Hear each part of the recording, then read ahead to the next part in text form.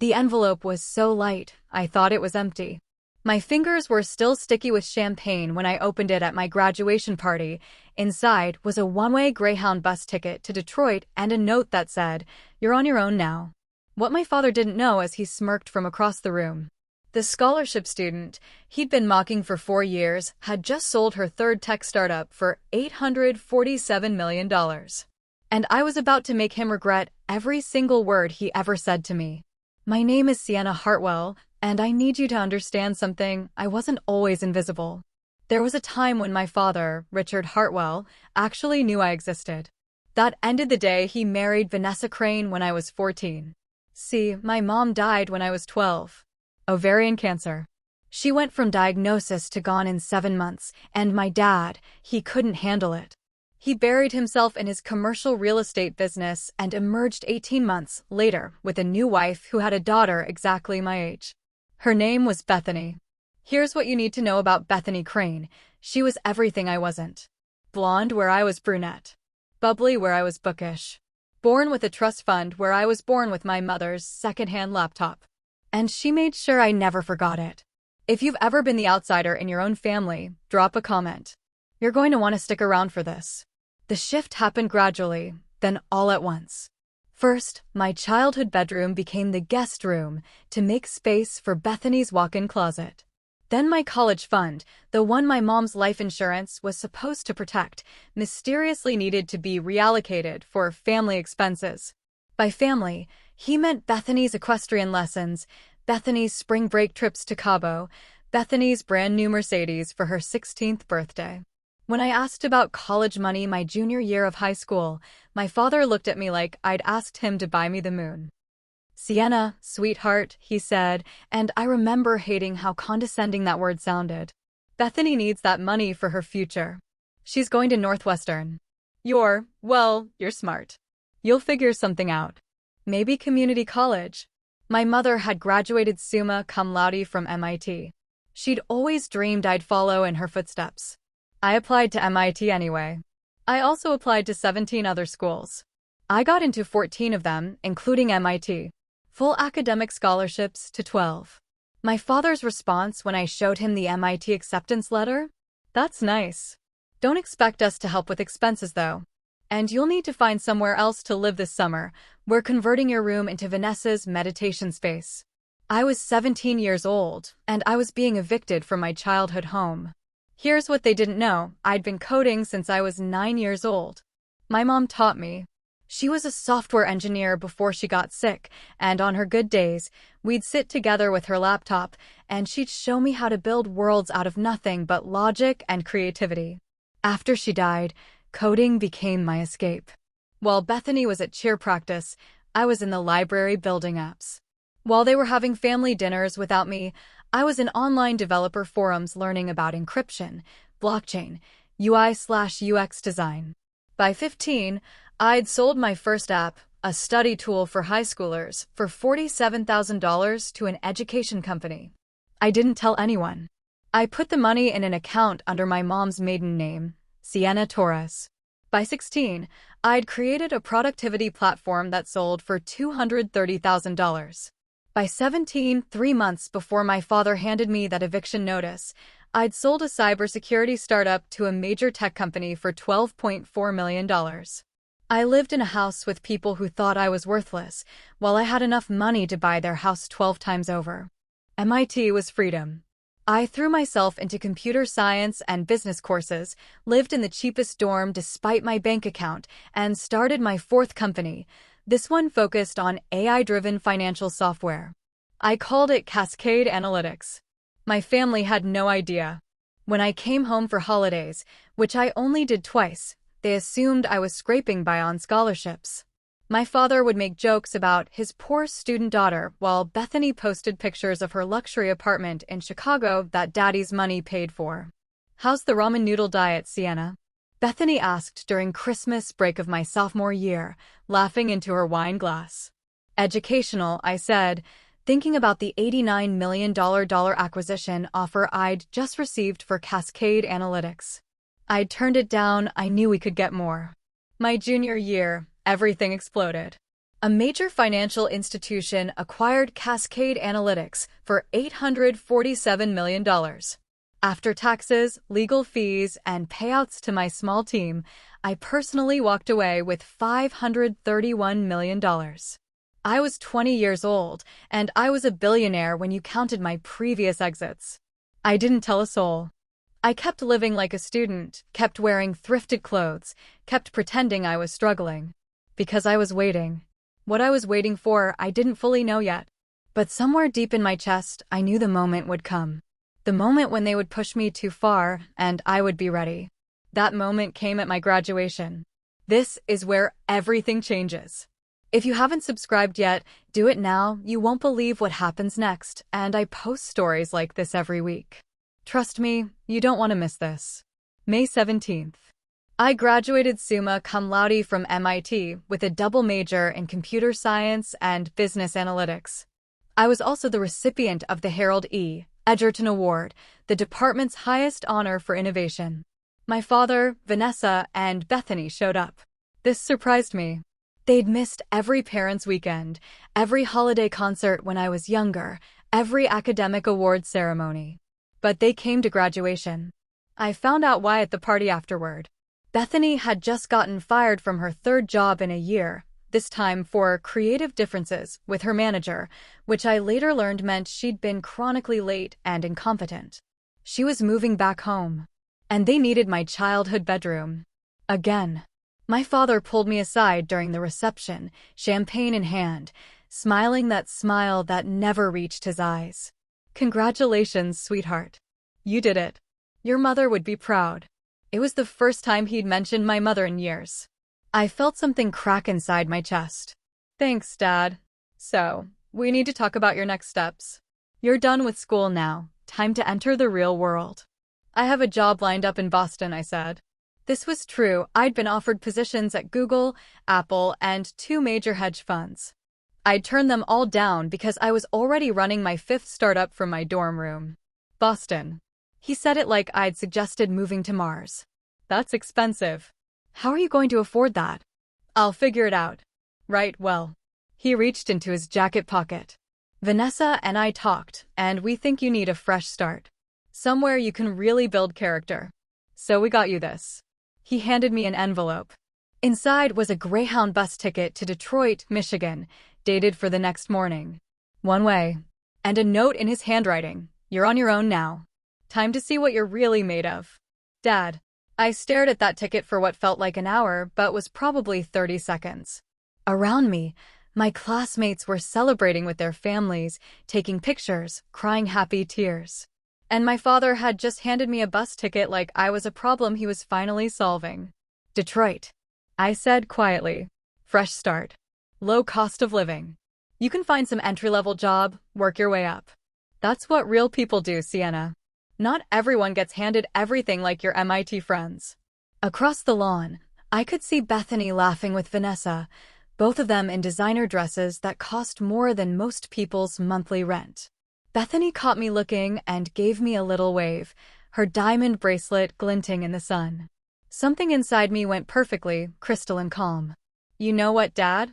You're right. Time to see what I'm really made of. He looked surprised that I'd agreed. Glad you're finally being realistic.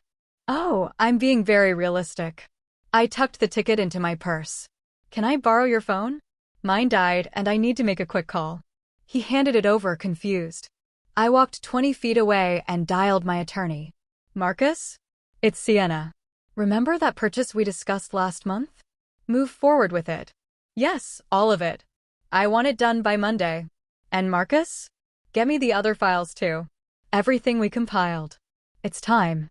Here's what you need to understand. I'd been preparing for this moment for 2 years. See, when you grow up watching your father choose his new family over you repeatedly, you start paying attention. And when you have money, real money, you can hire people to pay attention very carefully. I'd hired a forensic accountant 18 months earlier, just to look into my father's business practices. What we found was fascinating. Richard Hartwell's commercial real estate empire? Built on a foundation of fraud. Inflated property values to secure bigger loans. Undisclosed conflicts of interest. Tax evasion that would make a crime boss blush. And the best part?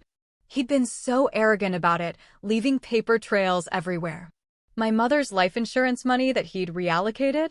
He'd straight up stolen it, forging documents to transfer it into his personal account. Illegal on about 7 different levels. I'd also discovered that my father's company was drowning in debt. The fancy cars, the mansion, Bethany's lifestyle, all of it was leveraged to the hilt. He owed $23 million to various creditors and was juggling loans like a desperate circus performer. And his biggest creditor? A private equity firm that was days away from foreclosing on his primary commercial property, the 40-story office building downtown that generated 60% of his revenue. 3 weeks earlier, I'd had my holding company quietly acquire that debt. For pennies on the dollar, because the PE firm wanted out. As of this morning, I owned my father's entire future. He just didn't know it yet. The next morning, I didn't get on that bus to Detroit. Instead, I checked into the Four Seasons in Boston penthouse suite and started making calls. Call 1, my attorney, finalizing the purchase of my father's debt. Call 2, the IRS tip line, providing detailed documentation of tax fraud. All anonymously, all meticulously documented. Call 3, my father's 3 biggest clients, introducing myself as the CEO of Torres Holdings and offering them better rates and more ethical practices if they'd consider moving their business. By Monday morning, 2 things happened. First, my father received a foreclosure notice on his flagship property. He had 30 days to pay $18 million or lose the building. His other assets were too leveraged to secure new loans. Second, the IRS showed up at his office with a warrant for his financial records. I know this because I'd hired someone to document everything. Not illegally, just a videographer who happened to be in public spaces at the right times. I watched the footage that evening from my hotel room, my father, face red, screaming into his phone in the parking lot. Vanessa crying in her Mercedes. Bethany posting a now-deleted Instagram story asking her followers if anyone knew a good lawyer for, tax stuff. But I wasn't done. Not even close. See, I'd also discovered something about Vanessa. My dear stepmother had been having an affair with my father's business partner for 3 years. I'd found out by accident. My investigator was looking into business fraud and found personal fraud instead. The evidence was extensive. Hotels, trips, credit card statements, text messages that would make anyone's skin crawl, especially the ones where she called my father a pathetic wallet with legs. I had 2 choices. I could expose her, blow up what was left of their marriage, and add personal destruction to professional ruin. Or I could use it as leverage. I sat in that hotel room for 3 hours, staring at the evidence file. This was the line, wasn't it? The place where revenge became something darker. My mom's voice echoed in my head, being smart isn't about what you can do, Sienna. It's about what you choose to do. But another voice, my own, whispered back, they chose to erase you. They chose to mock you. They chose to give you a bus ticket to nowhere on what should have been one of the proudest days of your life. What would you have done? Let me know in the comments, because what I did next, I still don't know if it was justice or revenge. I called Vanessa directly. She answered on the first ring, probably hoping I was a lawyer who could fix their imploding life. Sienna. She sounded shocked. Hello, Vanessa. I heard about Dad's legal troubles. Sounds rough. Silence. I actually called because I might be able to help. You? Help. She laughed, but it sounded hollow. Unless you secretly have millions of dollars lying around, I don't think 18 million actually. I could pay off the foreclosure debt. Save the building. Make the IRS problem go away with proper restitution and penalties. Dead silence now. What? You heard me. I can make all of this disappear. The debt, the IRS investigation, everything. I have the resources and I have the connections. How do you? This doesn't make sense. It doesn't need to make sense to you. Here's what needs to make sense. I'll save your lifestyle, your house, your husband's business, and Bethany's trust fund. In exchange, I want 3 things. I could hear her breathing. First, a full, written apology from my father for every year of neglect and emotional abuse. Specific. Detailed. Notarized. Second, My mother's life insurance money returned to me with interest. Every penny he stole. Third, Bethany moves out of my childhood home, and that room is restored exactly as my mother left it, and it stays that way forever, as a memorial to her. Photos, furniture, everything. That's insane. That's my offer. You have 48 hours before the foreclosure becomes irreversible. Oh, and Vanessa. What? If you think you can refuse and figure something else out? The person who owns your husband's debt isn't some faceless corporation. It's me. And I also have documentation of your affair with James. I wonder how my father would handle that information while he's also dealing with federal investigators. I heard something that sounded like a sob.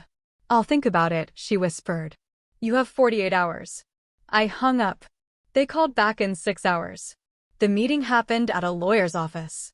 Neutral ground. My father looked like he'd aged 10 years in a week. Vanessa's eyes were red. Bethany wasn't there. Apparently she'd refused to participate in this circus. My father's letter was 11 pages long. I'd expected 2 paragraphs of hollow apologies, but what I got was real. Raw. He detailed every moment he'd chosen Vanessa's family over me. Every time he dismissed my achievements.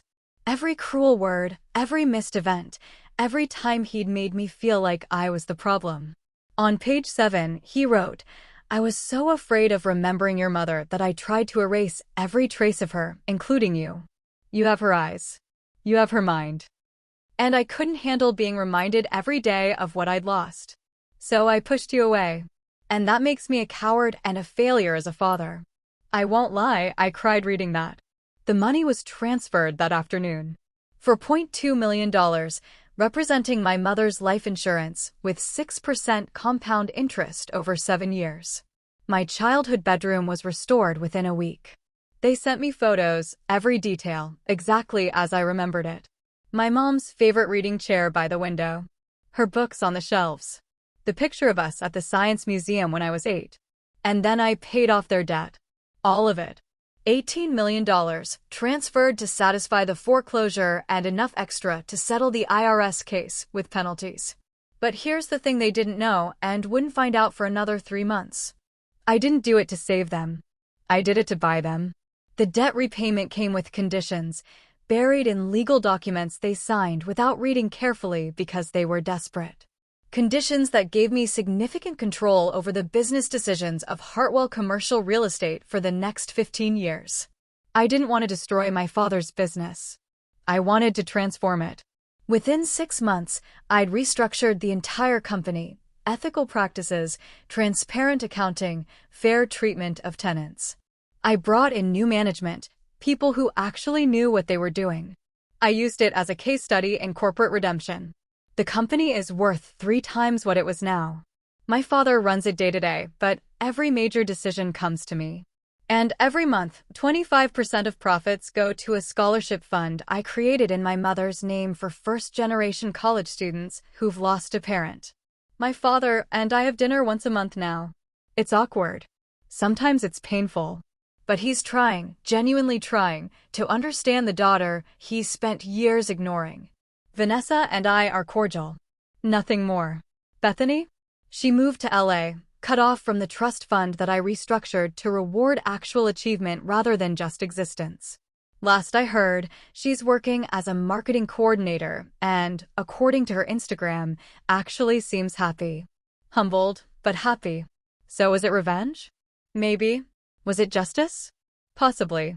Or maybe it was just a daughter refusing to accept the bus ticket to nowhere that her family tried to hand her, and instead buying the whole damn bus company. They tried to make me feel worthless. Instead, I became invaluable, not just because of money, but because I learned that your worth isn't determined by the people who couldn't see it. My mom was right. Being smart isn't about what you can do. It's about what you choose to do. I chose to win. But on my terms. If this story resonated with you, hit that subscribe button. I share real stories of people who refuse to stay down every single week. Drop a comment telling me, do you think I went too far or not far enough? And if you've ever been underestimated by your own family, I see you. You're not invisible. Sometimes the best revenge isn't destruction. It's becoming so undeniably successful that the people who dismissed you have to live with the knowledge of everything they missed. Thanks for listening to my story. I'm Sienna Hartwell, and I'm not going anywhere.